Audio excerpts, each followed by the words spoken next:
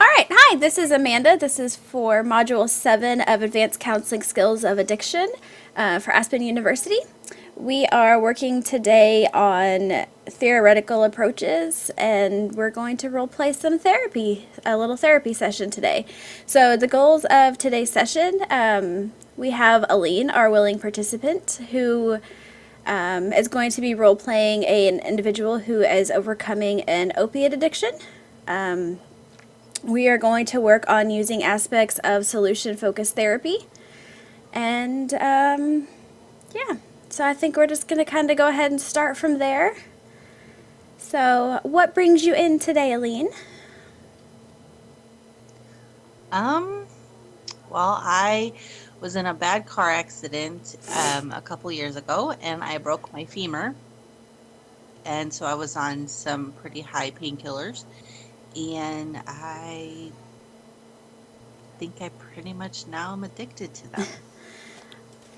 My leg feels better, and I still take the medicine. Alrighty. Well, I hate to see that you were in that bad car accident and hurt your leg there, and I'm glad to hear that you're doing much better. Are there any times that you think about taking the pills, not taking the pills? Is it kind of just a habit? Um, well, sometimes I wake up and I'm like, oh, I need to get these pills. And now I've gone to having to have other issues come up so that I can get more because my prescription ran out a while ago.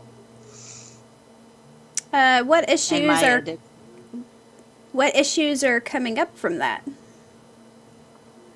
well, I kind of go to the ER and tell them that I have migraines. Um, I am running up multiple hospital bills, having to go to different hospitals, just trying to get my medicines. Okay. Because I don't want to have to go. I don't want to have to go to the streets and look for them. Yeah, that's I know that's an probably option. not the best choice though, especially since you're kind of wanting to overcome all of this. What do you hope to get out of therapy since this is your first time visiting? Different coping mechanisms.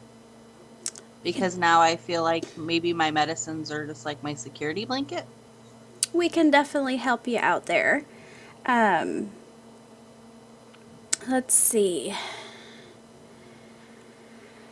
What do you think that you can do to kind of stop yourself from going to the ER to get the pills when you run out? But I feel like I need the pills. So I've tried stopping by myself. I run out of my pills and I'm like, okay, that's it. I'm done. And then next thing I know, I'm just kind of sitting here and all I can think about is those pills. Are there certain like triggers? Is it just when you run out of pills, or are there certain triggers of your environment? Like you're around certain people, you're in a certain area. Stressful situations. Okay, so we need to work on trying to kind of figure out how to cope differently with stress. What kind of brings those stressful situations about? Everything from my husband to my kids to um, bad traffic. Yeah, traffic is never fun to deal with. Can understand you there. Um, well, we can try some relaxation techniques to kind of help with the stress and see if that can help you kind of cope a little bit better with the stressful techniques. So, one thing to do is, just kind of sit there for a minute, take a few moments, and I kind of go with like your senses.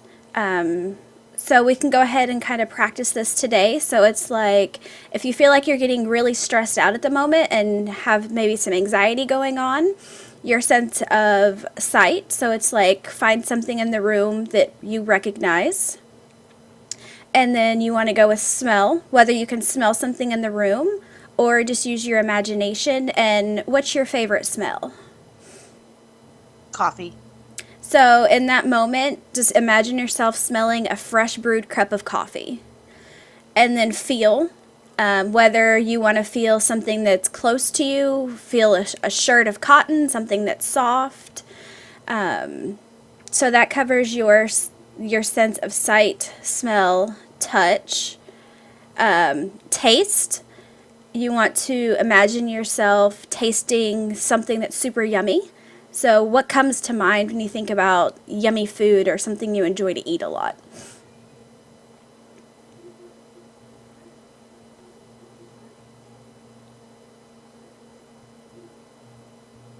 Oh, are you still there?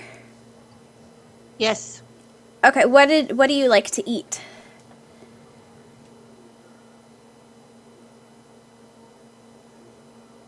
Pizza. Pizza. Okay, so you want to kind of imagine yourself enjoying a slice of pizza and kind of imagine that flavor going on. So that is sight, smell, touch, taste. What sense am I missing? Oh, hearing. Ha! Let's not forget that one. So you'll want to imagine yourself or kind of close your eyes and just imagine hearing the best sound to you, whether it's music, your kids talking, and even though you said earlier kids are a little bit stressful, but you just kind of want to play through these five senses in your head and kind of see if that helps alleviate some of the anxiety and stress of the moment instead of, ultimately going, oh, well, maybe let's go to the hospital to go get the pills. Is that something you think you can try? I think I can. That's good. Um, let's see. So we've kind of got that to work, and that's kind of more of like your cognitive behavioral therapy there. So we can kind of touch on that technique. But going back to solution focused, what do you think you can do to stop yourself from going to the ER? In that moment when you want those pills so bad.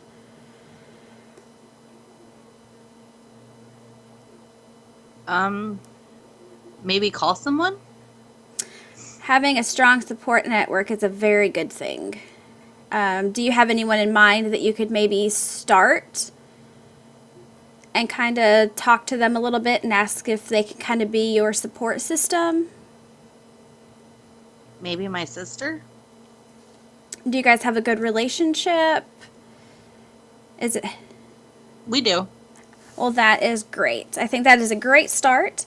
Building your support network is incredibly helpful, and even down the road, if you have more than, more than one person, so if she's not always available, you have someone else that you can get in contact with and get in touch with. I want to do another little experiment. Well, not really experiment, but another imagination one. So with this one, I'm kind of ask you a little bit of a slightly different question. So I want you to close your eyes and imagine when you get home from the session today, you're going to go to sleep for the night. You're not going to know anything that happens, and when you wake up tomorrow morning, your addiction issues will be completely gone. What will your life look like?